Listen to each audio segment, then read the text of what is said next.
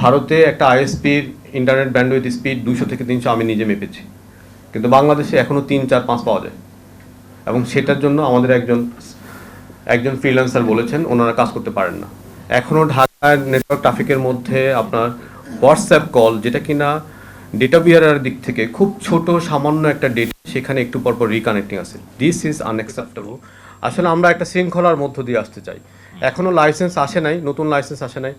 এটার একটা ভালো দিক হচ্ছে এরকম যে আমরা এক্সিস্টিং রং পলিসিতে নিউ প্লেয়ারকে খেলতে দিব না। আপনাদের যে মেইন অ্যাসেস আপনাদের দিক থেকে যে আমরা বলছি, আপনার আইএসপিরা আজকে অনেক দাবি করেছেন আমরা নতুন টপোলজিতে যাব, but we will ensure that none will be left out. কাউকে ব্যবসা থেকে সরিয়ে দেওয়া হবে না। অর্থাৎ এই যে টপোলজি চেঞ্জ বিটিআরসি করেছে, আমরা সেটাকে সমর্থন জানাই এবং একই সাথে আমরা বিটিআরসিকে বলেছি যে এই টপোলজি চেঞ্জের নাম করে যাতে কোনো মনোপলি বা ডুওপলি প্লেয়ার সময় ক্ষেপণ করতে না পারে, আমরা এটা হতে দিব না। অর্থাৎ টপোলজি চেঞ্জ আমরা দ্রুতই করব এবং একই সাথে আমরা একটা টেকনোলজি ম্যাপিং করব।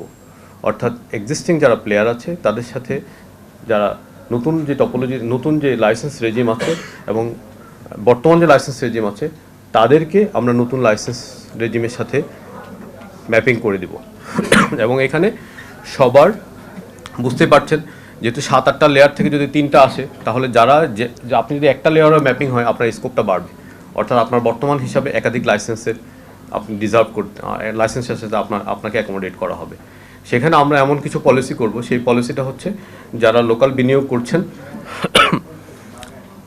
সেই বিনিয়োগের সাথে আমরা কিছু লাইসেন্স অব্লিগেশন কনসেপ্ট নিয়ে আসব। অর্থাৎ আপনি যদি মোবাইল কোম্পানি হন তাহলে আপনি certain amount of village, certain amount of school, hospital coverage এগুলো কভার করছেন কিনা, rail network, mobility network, highway, নৌ পরিবহন পথ, এই হাইওয়ে এই মোবিলিটি কভারেজ করছেন কিনা, এই জিনিসগুলো লাইসেন্স অব্লিগেশনের আওতায় নিয়ে আসবো। যারা যত বেশি লাইসেন্স অব্লিগেশন মানবে তারা তত সহজে নতুন লাইসেন্স পাবে। আইএসপিগুলোর কোয়ালিটি এনশিওর, আপনি যে রাউটারটাতে পপটা বসাচ্ছেন সেখানে এসএনএমপি আছে কিনা, সেখানে ভিজিবিলিটি এনএমএস আছে কিনা, যদি না থাকে you will be left out. অর্থাৎ আমরা অ্যাকোমোডেট করব বেসড অন ক্যাপাসিটি। আপনি যদি লাইসেন্স অব্লিগেশন এবং টেকনিক্যাল ক্যাপাসিটিতে আপনি যদি আউটফিট হন, আপনি যদি ক্রাইটেরিয়া ফুলফিল করেন, তাহলে আপনাকে অ্যাকোমোডেট করা হবে। আর যদি আপনি তেনভাবে জাস্ট কোনোভাবে লাইসেন্স না নিয়ে, কোয়ালিটি এনশিওর না করে যদি ব্যবসা চালিয়ে থাকেন, তাহলে there is a chance you will be kicked out. একই সাথে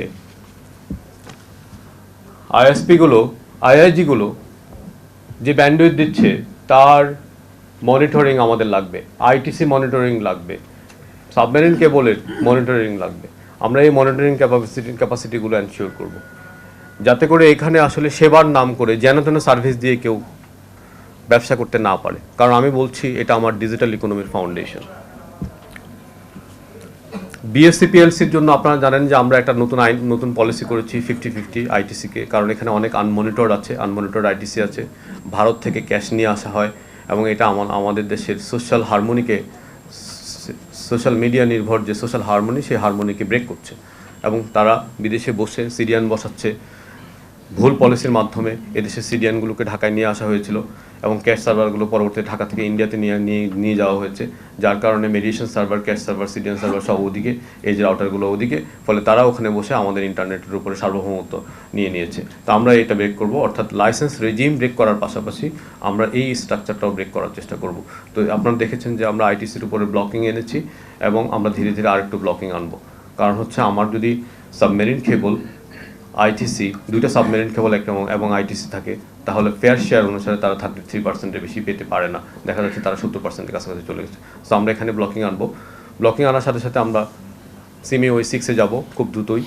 তো সেখানে আমরা আমাদের কাজ এক্সপিডাইট করছি, অর্থাৎ বিএসসি পিএলসির যে ক্যাপাসিটি আমরা বাড়ানোর, ইন্টারনেট সার্বভৌমত্বের পয়েন্টে আমরা বিএসসি পিএলসির ক্যাপাসিটি বাড়াবো এবং সেখানে যারা বড় লার্জ স্কেল বিনিয়োগকারী আছেন, হাইপার স্কেলার আছেন, ডেটা সেন্টার ব্যবসায়ী আছেন, আমরা তাদের জন্য নতুন ইন্টারনেট প্যাকেজ সাশ্রয়ী মূল্য ঘোষণা করব, যাতে করে আমরা এআই নিয়ে যারা কাজ করেন, যারা ডেটা সেন্টার এবং ক্লাউড বিজনেস করতে চান এবং অন্যান্য হাইপার স্কেলার বিজনেস করতে চান, আমরা তাদেরকে ইনফ্রা সুবিধা দিব, আর কি ইন্টারনেট ভিত্তিক ইনফ্রা সুবিধা দিব। MNO-গুলোর জন্য আমরা ভয়েস ওভার ওয়াইফাই চালু করে দেওয়ার চেষ্টা করব। ফিক্স ওয়্যারলেস প্রশ্নে আমাদের অবস্থানটা হচ্ছে এরকম, আমাদেরকে দেখতে হবে যে এই যে ফিক্স ওয়্যারলেস অ্যাক্সেস, এটার কস্ট অফ স্পেকট্রাম কী। অর্থাৎ আপনি তো খুবই এক্সপেন্সিভ কাভারেজ লেয়ার যে ফ্রিকোয়েন্সিটা আছে এটা খুবই এক্সপেন্সিভ। এই এক্সপেন্সিভ ফ্রিকোয়েন্সির বিপরীতে আপনি আসলে কি পরিমাণ আর্ন করছেন, অর্থাৎ কস্ট অফ যে স্পেকট্রাম সেটা অ্যানালাইসিস করতে হবে।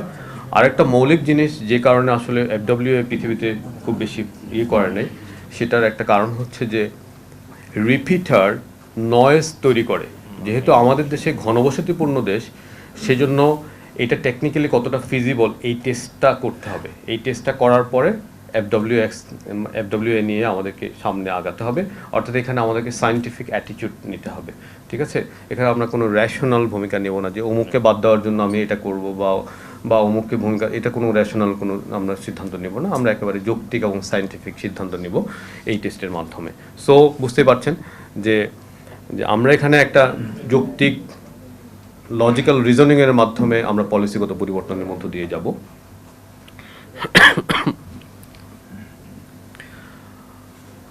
৩,৫০০ আইএসপি লাইসেন্স আছে।